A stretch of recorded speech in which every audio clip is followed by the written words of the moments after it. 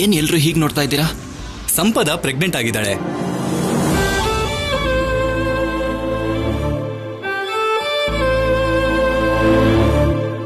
ಅದಕ್ಕೆ ಅವಳು ಗರ್ಭಿಣಿ ಆಗಿದ್ದಾಳೆ ಅಂದ್ರೆ ನೀನು ಮಾವ ಆಗ್ತಿದ್ಯಾ ಅಂತ ಅರ್ಥ.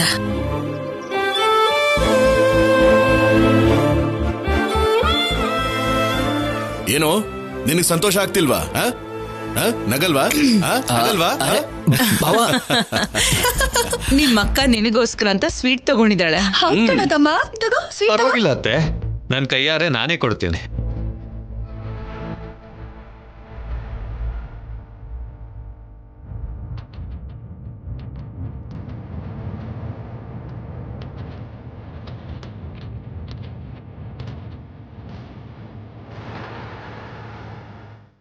ತಗೋ ಸಿದ್ಧಾರ್ಥ್,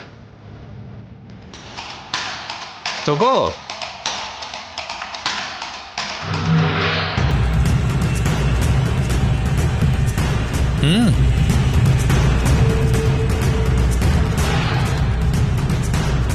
ನಿನ್ನೆ ಸಂಪದ ಜೊತೆ ದೇವಸ್ಥಾನಕ್ಕೆ ಹೋಗಿದ್ಯಾ?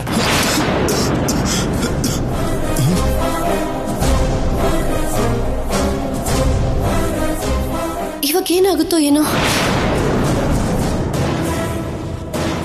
ತಮ್ಮ, ಖಾರ ತಿಂದ್ರೆ ನೆತ್ತಿಗತ್ಬೇಕು, ಸ್ವೀಟ್ ತಿಂದ್ರೆ ಯಾಕೋ ಕೆಮ್ತಿದ್ಯಾ? ಯಾರಾದ್ರೂ ನೆನೆಸ್ಕೊಂಡ್ರೋ ಏನೋ?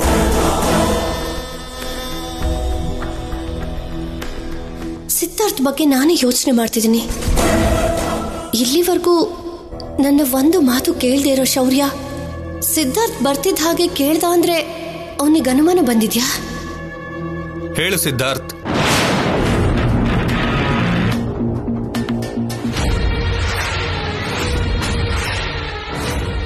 ನೀನ್ ಬೆಂಗಳೂರಿಗೆ ಹೋಗಿದ್ದ? ಹೋದ್ರೆ ಹೋಗ್ಲಿ, ಆದ್ರೆ ಸಂಪದ ಜೊತೆ ದೇವಸ್ಥಾನಕ್ಕೆ ಯಾಕೆ ಹೋಗ್ತಾನೆ? ಹಾಗೆ ಹೋಗ್ತಾರೆ ಶೌರ್ಯ. ಯಾಕ ಕೇಳ್ದೆ? ಅಜ್ಜಿ, ನಿನ್ನೆ ನಾನು ದೇವಸ್ಥಾನಕ್ಕೆ ಅಂತ ಹೋಗಿದ್ದೆ. ನಾಳೆ ನಾವು ಮದುವೆ ಆಗಿದ್ದೀನ ಅಲ್ವಾ, ಅಭಿಷೇಕ ಮಾಡಿಸೋದಕ್ಕೆ ಪುರೋಹಿತರಿಗೆ ದುಡ್ಡು ಕೊಡೋದಕ್ಕೆ ಹೋಗಿದ್ದಾಗ ಸರ್ಪ್ರೈಸ್ ಆಗಿ ಅಲ್ಲಿ ಸಂಪದ ಬಂದಿದ್ಲು.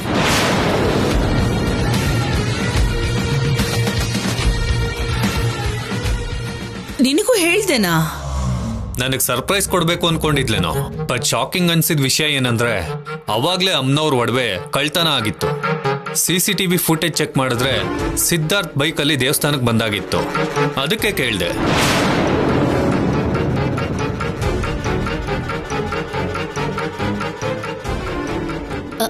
ನೀವ್ ಯಾರನ್ನ ನೋಡಿ ಸಿದ್ಧಾರ್ಥ್ ಅಂತ ತಪ್ಪು ತಿಳ್ಕೊಂಡಿದ್ದೀರಾ ಅನ್ಸುತ್ತೆ. ಹೌದು ಶೌರ್ಯ, ನಾನು ಬೈಕಿಂದ ಸ್ಕಿಡ್ ಆಗಿ ಬಿದ್ಬಿಟ್ಟೆ. ಈ ಗಾಯ ಎಲ್ಲ ಅದೇ. ಹೌದು, ನಾನು ಆಸ್ಪತ್ರೆಗೆ ಬಂದು ನೋಡಿದ್ನಲ್ಲ. ಹೌದು, ಅಜ್ಜಿ ನೋಡಕ್ ಬಂದಿದ್ರು. ಅಯ್ಯೋ ತಮ್ಮ, ಶೌರ್ಯ ಪೊಲೀಸ್ ಆಗಿ ನಿನ್ ಮೇಲೆ ಅನುಮಾನ ಪಡ್ತಿರೋದಕ್ಕೆ ಕೇಳ್ಬೇಕಾಗಿರೋದೇ ಮರ್ತೋಯ್ತು. ಇವಾಗ ಹೇಗಿದ್ಯಾ ತಮ್ಮ? ಅಂತದ್ ಏನಾಯ್ತು ನಿನ್ಗೆ? ನನ್ನ ಫ್ರೆಂಡ್ ಜೊತೆ ಬೈಕಲ್ಲಿ ಹೋಗುವಾಗ ಹೀಗಾಗ್ಬಿಡ್ತು. Girl friend? ಅವಾಗ್ಲೇ ತಾನೇ ಜಾರ್ ಬೀಳೋದು.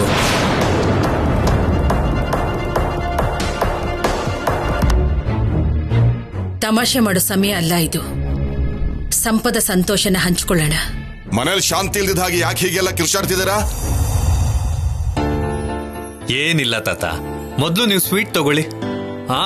ಅನ್ನಿ. ಅಯ್ಯೋ ಅನ್ನಿ ತಾತ.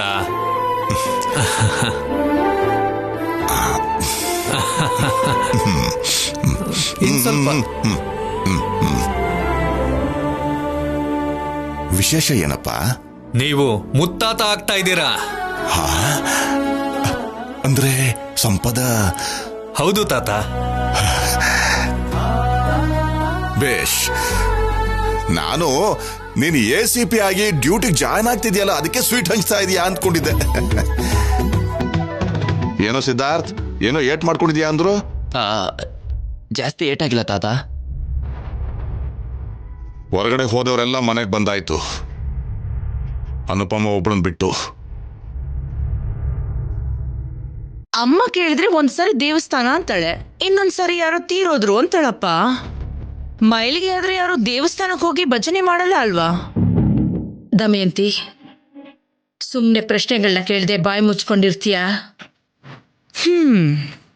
ಮಾವನಿಗೆ ತೊಂದರೆ ಕೊಡದೆ ಎಲ್ಲರೂ ಕಾಮಾಗಿರಿ. ದಮಯಂತಿ, ಸಂಪಾದನ ಒಳಗಡೆ ಕರ್ಕೊಂಡು ಹೋಗು.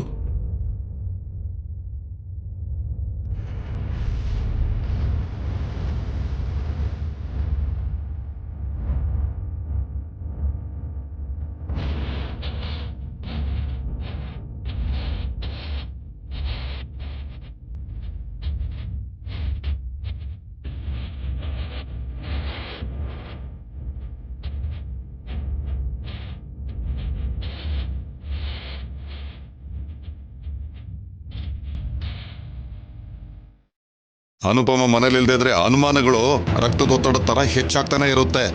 ಬರ್ತಾಳೆ ಅಂದ್ರೆ. ಏ ಬಾಲಾಜಿ, ಯಜಮಾನ್ರನ್ನ ಒಳಗ್ ಕರ್ಕೊಂಡು ಹೋಗು. ಬೇಕಾಗಿಲ್ಲ, ಅರ್ಧ ಗಂಟೆ ನೋಡ್ತೀನಿ ಅಷ್ಟೇ.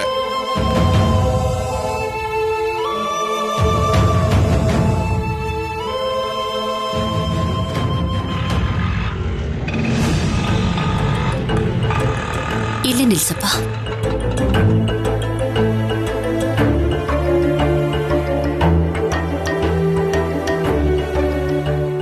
ತಗೊಳ್ಳಿ. ಚೇಂಜ್ ಇಲ್ಲ. ಪರವಾಗಿಲ್ಲ, ನೀವೇ ಇಟ್ಕೊಳ್ಳಿ.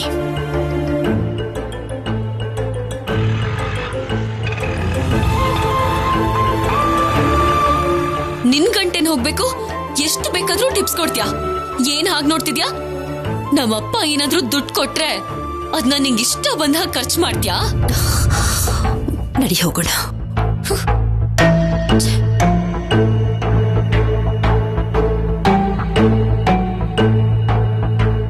ಎಷ್ಟೇ ಅಂದ್ರೂ ಸರಿ, ನಿನಗೆ ಕೋಪನೇ ಬರಲ್ವಾ? ನೀನ್ ಮನೆಗೆ ಬರ್ತಿದ್ಯಲ್ಲ, ನನ್ಗಷ್ಟೇ ಸಾಕು. ನಾನು ಎಲ್ಲವನ್ನೂ ಸಹಿಸ್ಕೊಳ್ತೀನಿ. ಮನೆ ಮುಂದೆ ಆಟೋ ನಿಲ್ಸ್ತೇನೆ, ಇಲ್ಲೆಲ್ಲೂ ದಾರಿ ಮಧ್ಯದಲ್ಲಿ ನಿಲ್ಸ್ದಾಗ್ಲೇ ಅನ್ಕೊಂಡೆ ಚೆನ್ನಾಗಿ ಮ್ಯಾನೇಜ್ ಮಾಡ್ತಿದ್ಯಾ ಅಂತ.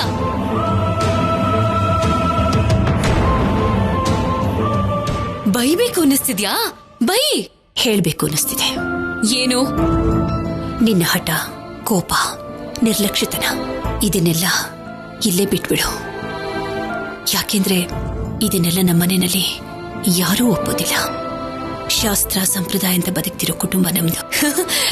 ಓಫೋ, ಅಂತ ಫ್ಯಾಮಿಲಿಲಿ ನೀನು ತಪ್ಪಾಗಿ ಹುಟ್ಬಿಟ್ಟಿದ್ಯಾ ಅಂತಾಯ್ತು. ನಿನಗೆ ಗೌರವ ಮರ್ಯಾದೆ ಅನ್ನೋದು ಏನಾದ್ರೂ ಇದ್ದಿದ್ರೆ ನೀನ್ ನಮ್ಮಪ್ಪನ್ನ ನನ್ನಿಂದ ಕಿತ್ಕೋತಾ ಇರ್ಲಿಲ್ಲ. ಹಾಗೇನೆ ನನ್ ಮಾಧುರಿ ಪ್ರಾಣನ್ ಕೂಡ.